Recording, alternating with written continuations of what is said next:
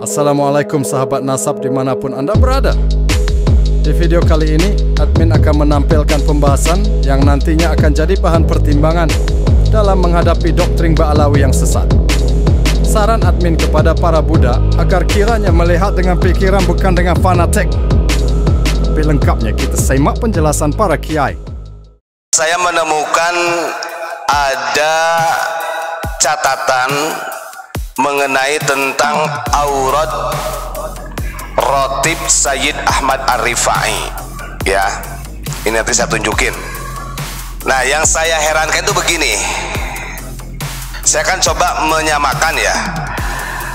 Ini kan ada aurat rotibnya Sayyid Ahmad Ar-Rifai, seorang wali kutub. Ya. Ini ada aurat rotibnya Sayyid Ahmad Ar-Rifai qadasallahu sirrah. Nah, Sayyid Ahmad Ar-Rifai ini beliau lahir pada tahun 1118 Masehi, wafatnya 1182 Masehi. Setelah saya muwafakokan gitu kan, saya tulisan ini, aurat ini dengan yang ditulis oleh Habib Al-Haddad ini, Ali bin Abdul Al-Haddad ini yang menjadi Rotibul Haddad, ternyata cara baca tulisannya, bacaannya, auratnya sama. Nah, sementara kalau kita lihat Abdullah Al-Haddad ini kan lahir tahun 1635 Masehi, wafat 1720 Masehi, kurang lebih hampir 500 tahun Pak jaraknya, lebih dulu Sayyid Ahmad Ar-Rifai.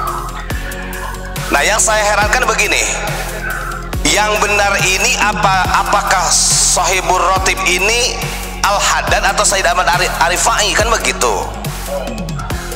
Sementara yang masyhur di kita ini diklaim sebagai Rotibul Haddad. Monggo lah kalau yang punya rotib, dari mulai tawasulnya setelah baca Fatihah, ayat kursi, kemudian amanah Rasul sampai akhir, kemudian la ilaha illallah sampai akhir, persis, gak ada kurang gak lebihnya. Yang beda itu dalam tawasul. Nah, kalau di dalam Rotibul Haddad tawasulnya ada kepada Habib Abdul Al-Haddad itu. Saya nggak tahu pola seperti ini apakah ini kesengajaan atau mungkin begini. Kalau memang menukil, harusnya sumbernya diberitahu. Jangan sampai ini adalah milik seorang waliullah, wali kutub Syekh Ahmad Ar-Rifai, kemudian diklaim dihak cipta oleh habaib. Itu yang bahaya. Kita nggak tahu. Monggo kalau yang tahu jawabannya bisa ditulis dalam komentar atau ditanggapi dalam video. Sementara kita ingat, di dalam Sahih Muslim, Kanjeng Nabi itu sangat mewanti-wanti kepada kita mengambil sanad ilmu. Inna hadzal ilma dinun, sesungguhnya ilmu itu bagian daripada agama. Fangzuru amman ta'khuduna dinakum, maka lihatlah dari siapa kau ngambil sanad ilmu tersebut. Kan begitu. Nah, ini kenapa perlu saya ungkap? Ini biar tahu, karena di kita banyak pengamal-pengamal Rotibul Haddad. Bukan berarti saya tidak boleh, monggo. Cuman yang saya ingin tahu ini, kalau yang punya jawaban monggo bisa ditulis di kolom komentar atau ditanggapi melalui video, monggo. Biar orang itu tahu. Saya cross check dari mulai barisan pertama sampai akhir, gak ada bedanya. Tulisan aurat yang ditulis oleh Sayyid Ahmad Ar-Rifai dengan Rotibul Haddad. Nah, ini kan kita bingung, yang mana yang benar ini? Pemilik rotib ini siapa yang sebenarnya? Sementara di dalam kitabnya juga ada hadhihi auradu Rotib Maulana Asy-Syaikh Sayyid Ahmad Ar-Rifai qadasallahu sirrah. Ini adalah aurat-aurat Sayyid Ahmad Ar-Rifai. Kenapa Sayyid di sini? Karena beliau zuriyah Rasul dari jalurnya Husain. Ya wallahu alam ya. Itu mah gak tahu, monggo ya. Kalau yang tahu jawabannya bisa ditulis gitu ya di sana. Kenapa saya sampaikan? Kalau saya menyikapi hal-hal seperti ini adalah pola. Ini adalah pola, disadari ataupun tidak, banyak amaliyah-amaliyah yang sebenarnya diklaim secara tidak langsung oleh kelompok-kelompok mereka.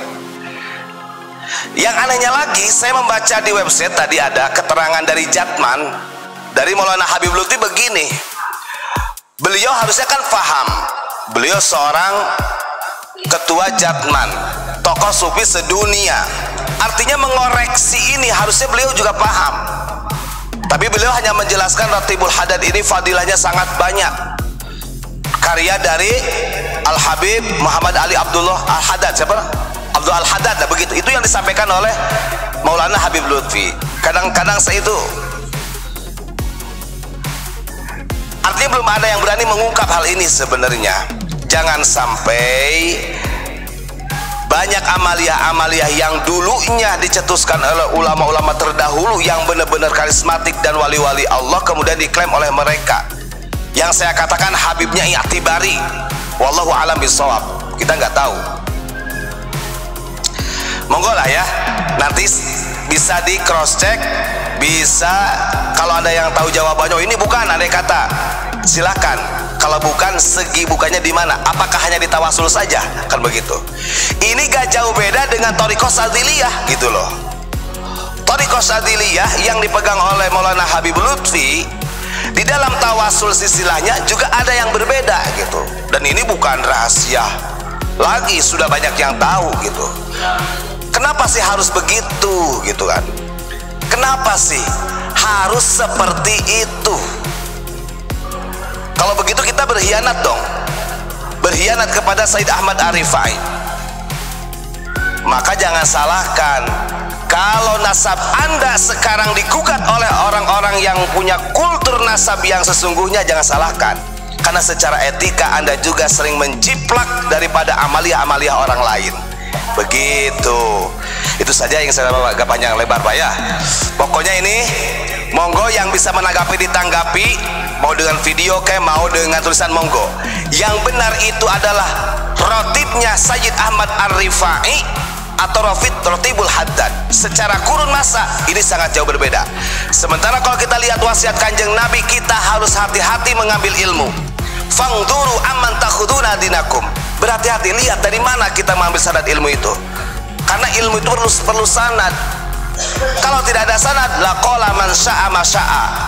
Kalau tanpa ada sanad, nantinya ngelantur. Begitu.